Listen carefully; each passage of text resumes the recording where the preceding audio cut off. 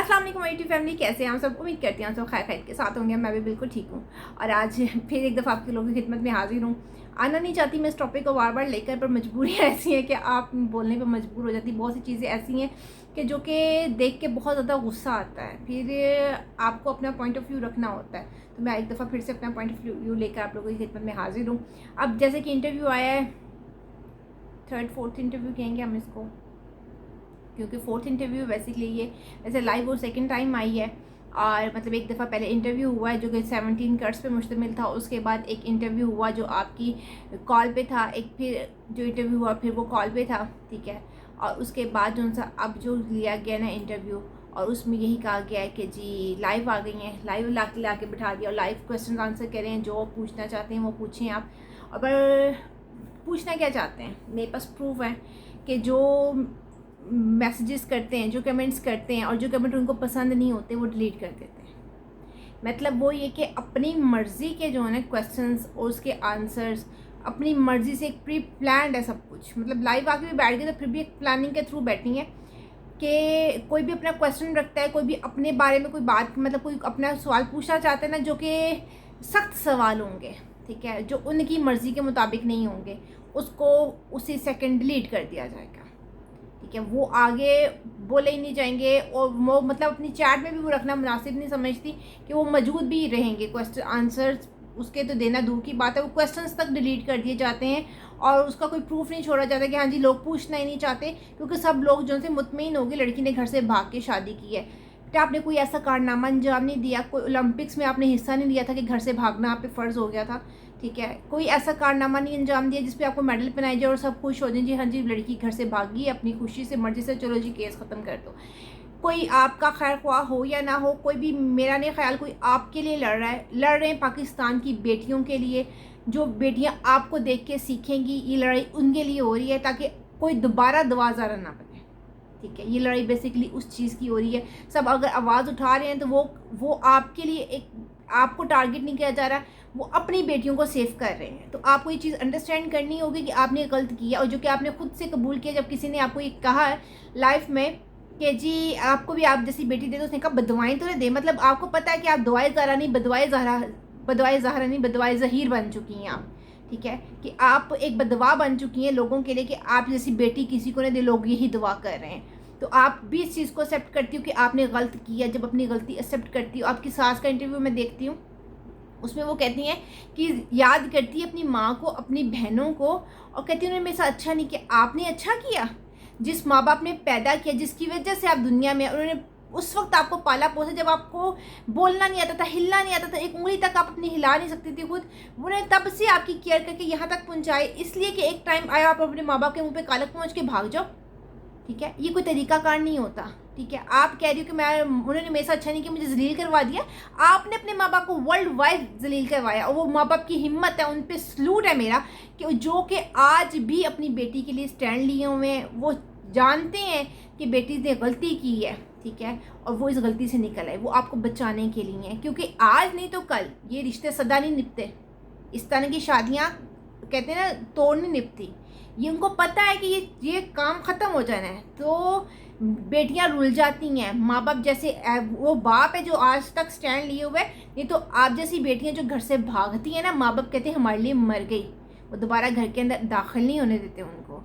और वो उस मैडम मोहतरमा एक्टर, सो कॉल्ड एक्टर जो सी है ना, उसकी मुझे समझ नहीं आती, अपने आप को एक्टर कहती है, अपने मुँह आप मियाँ मिठू है। अब मैं कल उसकी एक वीडियो क्या देखी थी, एक थंबनेल देखा मैंने, 2 साल पहले की वीडियो है, और मुझे देख के बेतहाशा हंसी आई है। क्या मैं करीना कपूर जैसी लगती हूँ? मतलब क्या, कहाँ से, मतलब अपने आप को पता नहीं वो बंदी क्या समझती है, मैं एक्टर, मैं मॉडल, मैं ये मैं वो। एक अच्छा इंसान तो पहले बन जाओ। एक अच्छा इंसान तो आप बन नहीं सकते। कुरान पाक लेकर आप आगे मुकाबले में, जिस तरह एक बाप अपनी बेटी के लिए नहीं लड़ रहा, वो तो आप तो ऐसे करें आप दोनों की आपस में लड़ाइयाँ हो रही हैं, तो आप अपना कुरान पाक मुकाबले में कुरान पाक लेकर आ गई। कुरान पाक लेकर आपने बात की थी कि अब मैं, आपने मुझे बेटी कहा तो अब मैं इस बारे में बात नहीं करूँगी, हाँ अगर कोई सुप्रीम कोर्ट का फैसला आएगा तो मैं बात करूँगी। कुरान पाक उठा के आपने ये बात की है, एक बंदे ने कुरान पाक उठाया है, ठीक है, मैं तो कहती हूँ आपने कुरान पाक उठाया, मैंने आपकी बात पे यकीन कर लिया, मेहंदी साहब ने कुरान पाक उठाया, मैंने उनकी बात पे यकीन कर लिया। बीइंग अ मुस्लिम हमारा फ़र्ज़ बनता है कि अगर एक बंदा इतना बड़ा स्टेप उठा रहा है ना, हम उस पर उंगली नहीं उठा सकते, ठीक है। उसने कुरान को अंदर ले आया, मतलब वो कुरान को अंदर ले आया तो वो मामला अल्लाह के और उसके दरमियान हो गया है, उसमें हम इंसान कुछ अमल दखल नहीं है। तो आप कल बैठ के फिर यही अपना कह रही हैं कि जी वो जो कुरान पाक को उठा के कह रहे हैं, आप पे क्या मजबूरियां थी? आप घर से वाकई आपको मारते पीटते थे, ये करते थे वो, मतलब आपको कुरान तक पे यकीन नहीं है? आप किस तरह नाम की मुसलमान है? इस्लामी आयात हदीसें और हज़रत अली के कौल और आयात अपने लगा सकती हैं आप, ठीक है। इस्लाम पे अमल नहीं आपने करना, ठीक है। और इतने आप बात करती हैं जी मेरी एक तस्वीर एडिट करके लगा देगी, वो तस्वीर तो चलो एडिट की, माना जिसने किया गलत किया, ठीक है, एक लड़की की इज्जत है, बट मैंने आपकी वैसे भी तस्वीरें देखी हैं, मेरा नहीं ख्याल कि वो ऐसी तस्वीरें हैं, आपकी ड्रेसिंग ऐसी है कि जिस पर कोई एतराज़ ना हो, ठीक है। बीइंग अ मुस्लिम वो क्वेश्चनेबल है आपकी ड्रेसिंग। और आप बात करती हैं कि जी मैं बड़ी नेक हूँ, आपकी नेकियाँ सबको नज़र आ रही हैं, आप क्या कर रही हैं सबको नज़र आ रहा है। अब आपकी चीखें निकल रही हैं तो आप इंटरव्यूज़ करने बैठ गई हैं, आपके पास कोई और टॉपिक नहीं है जी, व्यूज़ के लिए कर रहे हैं, दूसरे यूट्यूबर्स व्यूज़ के लिए कर रहे हैं, तो मैडम आप किसके लिए कर रही हैं? आप व्यूज़ के लिए कर रही हैं। आप जैसे लोग जो उनसे होते हैं ना, वो पैसे के अलावा चलते नहीं हैं। मुझे समझ नहीं आती कि आप बार बार उनका इंटरव्यू कैसे कर रही हैं। आप लोगों पर इल्ज़ाम लगाती हैं कि जी यूट्यूबर्स ने पैसे खाए हैं, ये किया है, मेहंदी साहब ने पैसे खाए हैं।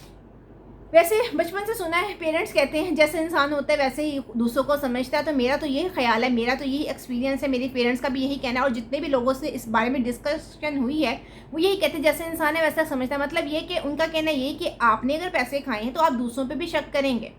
अगर मैंने ऐसा कोई काम नहीं किया तो मैं किसी पर भी नहीं शक करूँगी, हाँ जी किसने पैसे खाए हैं, क्यों? क्योंकि हमने ऐसा काम किया ही नहीं है ना। तो जैसा इंसान होता है वैसा ही समझता है, क्योंकि उसने जो खुद किया तो कहते हैं दूसरे ने भी यही किया है। तो आपने पैसे खाए हैं ज़हीर वगैरह से, तभी आप बार बार उनको लेकर आती हैं, नहीं तो जो आपके ख़िलाफ़ वीडियोस बनाने वाले आप उनका नाम तक नहीं लेती। इसलिए नहीं लेती कहीं उनके कहीं प्रमोशन ना हो जाए और उनका चैनल पे कोई 4 फॉलोअर्स ना चले जाएं, कोई सब्सक्राइब ना कर लें, इसलिए आप उनका नाम नहीं लेती, ठीक है। आप पूरी स्ट्रेटजी के साथ चलती हैं। और कैसे पॉसिबल है कि ज़हीर वगैरह को आप इतना प्रोटोकॉल दे रही हैं, उनका चैनल बनवा रही हैं उनके व्यूज़ के लिए, तो आप उनसे कोई पैसा नहीं ले रही? मैं इस बात को नहीं मानती। आप पैसे पे चलने वाली हैं, आप पैसे ही ले रही हैं। आप टीवी में अगर एक्टर आती हैं तो वो भी पैसे के लिए ही आती हैं, ठीक है। और आके जैसे शो में बैठती हैं वो भी सब जानते हैं। तो इस चीज़ को कहना कि जी फ़लाना ऐसा, फ़लाना ऐसा, फ़लाना ऐसा, पहले आप अपने आप को ठीक करें, बंद कर दें मेहंदी साहब को करना। उनका फ़ैसला अब अल्लाह के हाथ में, और इंशाल्लाह ताला अल्लाह के यहाँ वो सुरखरू होंगे। हमारी दुआएं उनके साथ हैं।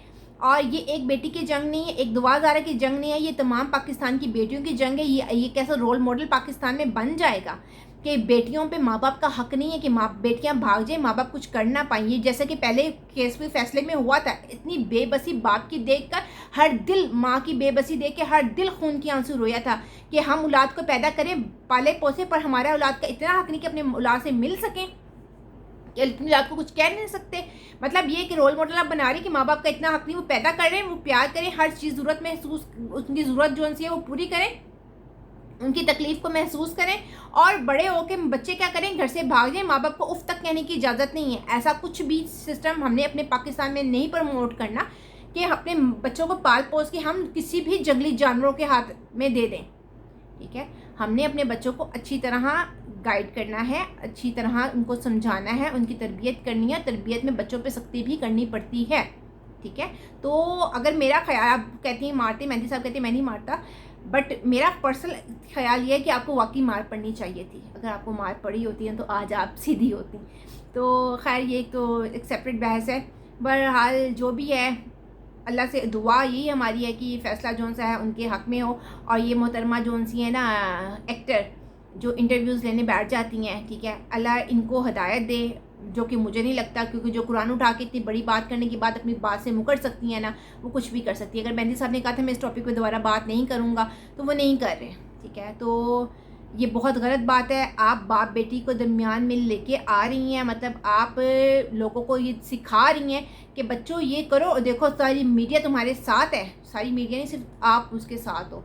और वो जो से एक कच्छू कुमार सा एक बैठ के उसकी सास का इंटरव्यू लेने के लिए, उस कच्छू कुमार को मैं ये कहूँगी कि 4 सवाल आपने पूछे हैं, ठीक है, आप भी बिके हुए हैं ना, 4 सवाल पूछे। मतलब इनका लोग जो भी इन लोगों का इंटरव्यू लेते हैं ना, वो बिका हुआ इंसान है, इसलिए कि वो अपनी मर्जी के सवाल नहीं पूछता, वो वही सवाल पूछता है जो उनके हक में हों।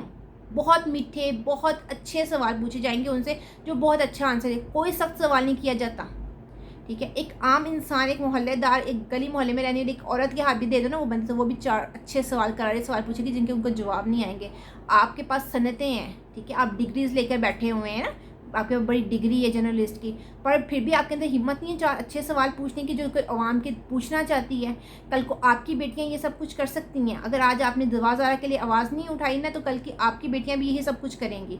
तो हमें अपनी बेटियों को सिक्योर करने के लिए आवाज़ उठानी है। दरवाज़ा आपके लिए आवाज़ नहीं उठा रहा कोई भी। हम मेहंदी साहब के साथ खड़े हैं क्योंकि उस बाप के साथ ज़्यादती हुई है, ठीक है, और वो ज़्यादती आपने की। आप अपनी मर्ज़ी से घर से गई, मान लेते हैं इस बात को। आपको घर के अंदर से आके कोई उठा के नहीं लेकर गया, आप खुद गई हैं, पर आप प्रॉपर्ली ट्रैप होकर गई हैं। ये लोगों का झांसा होता है कि ये 4 दिन की मोहब्बत होती है, 4 दिन बाद जब मोहब्बत ख़त्म होती है ना, तो तू अपने करते, मैं अपने कर, तेरी राह हो मेरी राह हो, यही होता है इस माशरे में, ठीक है। तो आपको ये 4 दिन की मोहब्बत नज़र आ रही है ना, पूरी ज़िंदगी की माँ बाप की मोहब्बत आपने दुत्कार दी, कल को माँ बाप ही वो काम आएंगे, ये मोहब्बतें काम नहीं आने वाली, ठीक है।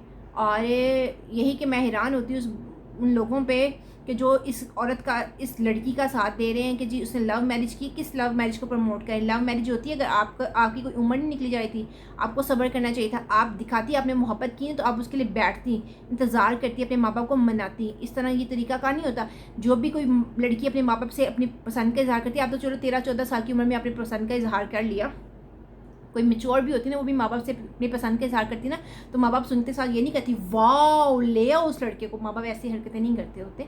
माँ बाप हमेशा इतराज़ ही करते होते हैं, ठीक है। उसके बाद वो बेटी की होती है कि उसके सब्र पे होता है कि वो माँ बाप को मना ले, और लव मैरिज का तरीकाकार है, तरीक़ाकार से भी लव मैरिज की जाए तो उसको कोई इतना इशू नहीं होता, ठीक है। हमारा इस्लाम भी इजाज़त देता है बेटी की पसंद की। बट इसका मतलब ये नहीं होता कि माँ बाप से आपने बात की, माँ बाप ने डांट दिया, आपको धमकी दी। हर माँ बाप देते हैं, इसका मतलब ये नहीं तो माँ बाप मार देंगे, ठीक है। माँ बाप ने आपको धमकी दी तो आप घर छोड़ के भाग जाओ, ठीक है। ये कोई तरीकाकार नहीं होता। तो अल्लाह आपको भी हिदायत दे, अल्लाह उस औरत को हिदायत दे जो कि हर वक्त यही करती है कि जी मेहंदी साहब को टारगेट करती है, उन पे पर्सनल अटैक्स करती है। और उसके अलावा वो बंदी जो उसकी ना, जब भी अदालत का फैसला कोई होना रहता है तब वो अपना एक शोशा छोड़ देती है। उसका शोशा छोड़ने को उसको लगता है कि मैं एक केस को कमज़ोर कर दूँगी, वो अपनी तरफ से यही कर रही होती है। तो मोहतरमा आपकी ये सारी हंटकटनों से ना कुछ भी होने वाला नहीं है। जो आपके ससुराल दुआज़ारा का ससुराल है ना, मुझे तो यही लगता है कि आप दुआज़ारा की कोई ख़ास ही रिश्तेदार हैं, ठीक है। उनकी अपनी कोई जिठानी वगैरह हैं, क्योंकि मेरे कमेंट्स में भी लोग आके कहते हैं कि ये जिठानी है, ये अल्लाह जानता है क्या है क्या नहीं है। बट आपके उसके साथ कोई करीबी रिश्तेदारी है जिसकी वजह से आप उनका इतना साथ देती हैं, उनके पास हर वक्त अवेलेबल होती हैं। मीन ये कि जब भी उनको कोई बात करनी थी आपके तक उनकी रसाई और आपकी उन तक रसाई बहुत ईजी होती, जबकि दूसरे लोग उन तक रसाई नहीं कर सकते, ठीक है। तो इस तरह की लाइफ आने से बेहतर था कि आप चुप करके बैठी रहती, ठीक है। इस तरह की लाइफ आके आपने मज़ीद लानते ली हैं। इस तरह की लाइफ आने का कोई फ़ायदा नहीं है। लाइव लेकर आना है तो एक प्रेस कॉन्फ्रेंस में लेकर आओ बच्ची को, ताकि सब सवाल करें और उस बच्चे वालों को वो जवाब दे, ज़हीर भी दे, वो भी दे, तो पता चले कि क्या सच है क्या झूठ है। एनीवे कुछ ही दिनों में फ़ैसला हो जाएगा सच और झूठ का, इंशाल्लाह ताला मेहंदी साहब के हक़ में फ़ैसला होगा।